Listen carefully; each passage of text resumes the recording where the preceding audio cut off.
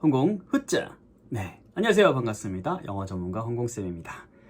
우리 아이들이 영어에 대해서 갖는 감정은 진짜 중요합니다. 그쵸? 우리가 옛날에 좋아하던 어떤 이성, 짝꿍이 있다라고 하면 어쨌든 그 친구의 어떤 일거수일투족을 결국 알게 되고 그거 이제 관심을 갖게 되고 그렇게 되잖아요.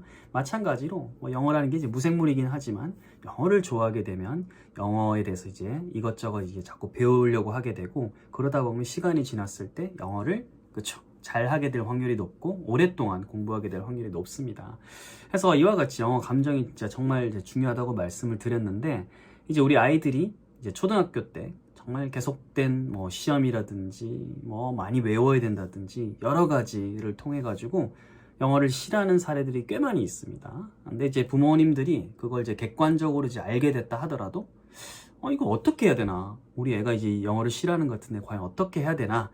보통 사실 방법이 없죠. 그렇잖아요. 어떻게 객관화시켜서 해결을 해야 될지 답이 없을 때가 많습니다. 그래서 오늘은 그런 이제 우리 아이가 영어를 좀 싫어하게 됐다든지 혹은 싫어할 뭔가 조짐이 있다라는 그런 느낌이 드는 이제 부모님들께 영상을 좀 공유하고자 합니다.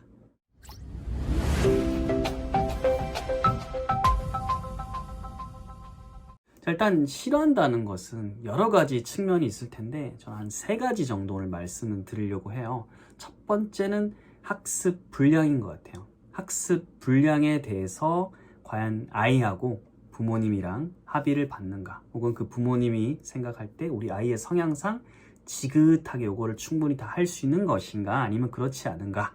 그래서 첫 번째는 학습 불량에 대한 건이 아이한테 얼마나 이제 스트레스로 작용을 했는가 라는 부분이고, 두 번째는 이제 학습 방식입니다. 학습 방식 뭐냐면 가령 이제 단어를 외우는데 애가 옛날에는 이제 뭐 이미지를 보고 단어 같은 거 탁탁탁 이렇게 캐치도 잘 했는데 지금 이제 애가 단어를 어떻게 보면 그래도 쓰면서 해봐야지 라고 해가지고 빽빽이를 시켰어. 애한테 해가지고 하루에 그래도 한 30개는 외워야지 해가지고 30개를 애한테는 쓰게 하고 이렇게 또 스펠링이 그쵸? 하고 또 뜻하고 이렇게 매칭시키게 한다든지 이런 식의 이제 애가 막 너무 힘들어요 하는 이런 것들을 이제 막 시킨 거예요. 시킨 거예요. 가령 이제 뭐 원서 읽기를 하는데도 이제 무조건 음독을 시킨다든지 음독이 좋다고 해가지고 소리내서 해 라고 해가지고 무조건 이제 음독을 시킨다든지 등등 역시나 이제 아이가 되게 스트레스를 많이 받는 방식으로만 부모가 이제 어떻게 보면 판단을 해서 혹은 이제 기관에서 판단을 해서 학습 방식을 이렇게 일방적으로 이렇게 푸시를 해서 계속 이렇게 하게 했다. 그럼 그것도 이제 엄청난 스트레스겠죠. 세 번째가 이제 평가 스트레스인 것 같아요. 평가 스트레스. 특히나 이제 어릴 때 아이들한테 자꾸 부모님들이 애가 뭐 읽은 다음에 애가 깔깔대고 웃는 것 같은데 애가 이해를 했나 싶어가지고 확인하고 싶은 거야. 그래서 이 첫 번째로 뭐 보고 이 단어가 뜻이 뭐야 이렇게 묻는 것도 있고, 여기서 이제 내용이 어땠어 이렇게 묻는다든지 자꾸 이렇게 형성평가, 컴프레hen션 체크업 같은 걸 자꾸 하려고 하는 거예요. 그리고 이제 단어 시험 같은 경우는 아까 빽빽이를 외운 것을 스펠링 그쵸 써봐 뜻 뭐야. 그래서 스쿨 하면 애가 SC 뭐 HOL 하고 학교 이렇게 적게 하고 동그라미 똥 친다는 거죠. 그럼 평가에서 오는 부담이라는 거죠. 이 세 가지 분량, 그 다음에 학습 방식, 그 다음에 평가의 어떤 스트레스, 이 세 가지를 어릴 때 많이 주면 애가 영어 리바운드가 옵니다. 영어 엄청 싫어하게 돼서 초등학교 고학년쯤 되면 한 번쯤은 이탈이 옵니다. 그 전까지는 아무리 애가 착실하게 잘 했다 하더라도 요거에 대해서 관찰을 잘 못했다고 하면 초등학교 고학년 때 보통 옵니다. 그리고 그 뒤에 가면 이제 사춘기하고 같이 이렇게 공포의 사춘기가 합쳐져 가지고 더더욱 힘들어지죠. 이 세 가지를 한번 예시를 들어보도록 하겠습니다. 가령 단어 시험을 본다고 했죠, 그죠? 단어 시험을 이제 빽빽이 쓰듯이 이렇게 대비를 시켜서 보게 한다. 이러면 아까 두 가지 해당이 되죠, 그죠? 평가 이제 시험도 있고 그거로 인해서 애가 스트레스 받겠죠. 동시에 공부도 스펠링 쓰고 뭐 이렇게 단어 뜻 쓰게 하고 이런 식의 애가 좀 싫어하는 방식, 이 두 가지를 복합적으로 한 거니까 싫겠죠. 근데 더 최악은 뭐겠어요? 이런 식으로 단어 빽빽이 쓰게 하고 시험까지 보는데 단어를 하루에 100개까지 시켜요. 그럼 분량까지 더 늘어났죠. 이 세 가지가 삼중고로 다가가게 되는 겁니다. 정말 싫겠죠. 이걸 만약 원서 읽기에 만약에 해보겠습니다. 원서 읽기에 대해서 아이랑 딱히 어떤 상의도 없고 애의 어떤 스타일 그런 거 없이 여기가 괜찮게 시키는 기관이더라 해서 보냈더니 원서 읽기를 하루에 엄청나게 시키는 거예요. 불량 압박 있죠. 그 다음에 학습 방식도 무조건 소리를 내야 돼. 안 그러면 집을 안 보내줘. 그리고 나중에 확인도 해.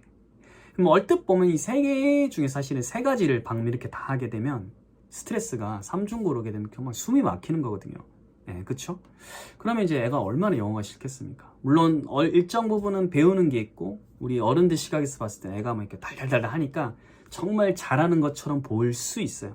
근데 하지만 그 마음속에 싹 튼 것이 시간이 지나서 사춘기하고 딱 맞물려지게 되면 얼마나 싫겠어요. 그리고 한번 엇나가게 되면 돌아오기가 힘든 겁니다. 그래서 이런 세 가지 부분에 있어서 부모님들이 잘 보셔야 돼요. 집에서 관찰을 하든 학원에 보냈다라고 하면 학원 선생님이랑 상담할 때 이런 측면에 있어가지고 애가 혹시 부담을 안 느끼는지, 학원에서는 괜찮은지, 학교에서는 괜찮은지 이렇게 확인을 해봐야 되고, 만약에 이런 것들에 대해서 좀 버거워하는 것 같다라고 하면 그렇죠, 분량을 조금이라도 줄이는 거죠. 만약에 첫 번째 분량 100개 할 거 있으면 어쨌든 확 좀 줄이게 하는 거고, 학습 방식에 있어서 애가 이제 깜지 쓰는 것이 너무 힘들어 한다면 그런 것들 좀 다른 방법을 해준다든지, 평가를 애가 너무 이제 즐기면서 충분히 잘하고 있는 애를 굳이 부모가 만족하기 위해서 자꾸 물어본다든지 이런 평가를 하는 것은 그쵸, 애가 그렇다고 하면 이제 물어보는 걸 덜 한다든지, 그냥 애가 어떤 작품을 감상을 하고 영상을 볼 때 깔깔댄다는 것은 이미 그 안에서 이해가 이제 일어나고 있다는 거거든요. 그걸 이제 이해하고 있는 것을 굳이 이렇게 어른들의 측면으로 평가를 쫙 해가지고 맞았다 틀렸다 해가지고 점수화 해가지고 리포팅 받으면 부모 입장에서야 명확하고 좋겠지만 아이는 점점 흥미를 잃어가는 거죠. 그래서 요컨대 애가 이제 어릴 때 있잖아요. 어릴 때일수록 방금 이 세 가지 항목에 있어서 더하기를 자꾸 하시면 안 됩니다. 어디서 듣고 와가지고 어디서 컴플리트 체크해주면 좋대, 학습 방식도 이렇게 괜찮대, 분량도 이 정도는 해줘야 되는데 라고 아이를 보고 접근하는 게 아니라 밖에 어떤 기준으로 와가지고 자꾸 더하기 방법으로 가게 되면 아이가 이제 영어를 싫어하게 될 확률이 높죠. 그래서 요컨대 다시 말씀드리자면 더하기보다는 빼기 정책으로 가는 게 좋습니다. 그래서 아이한테 최대한 스트레스를 덜 주지만 길게 갈 수 있는 방향, 루틴으로 갈 수 있는 방향으로 아예 영어가 나 이제 영어 없으면 안 돼, 이런 마음을 가질 수 있도록 쭉 가게 하면서 그 시점에 조금씩 더하기를 하는 게 맞지, 시작부터 세팅하면서 이렇게 딴 데서 기준을 들여와가지고 자꾸 더하기 정책을 하는 것은 우리 아이들의 영어에 크게 도움이 되지 않는다 라고 말씀을 드리겠습니다. 여튼 요거에 관련해서도 여러분들 궁금하신 게 있거나 개인적 생각이 있으면 댓글로 많이 남겨주시고 다음에도 또 여러분들한테 도움이 되는 영상으로 찾아뵙도록 하겠습니다. 구독과 좋아요는 사랑입니다. 홍보 푸짜!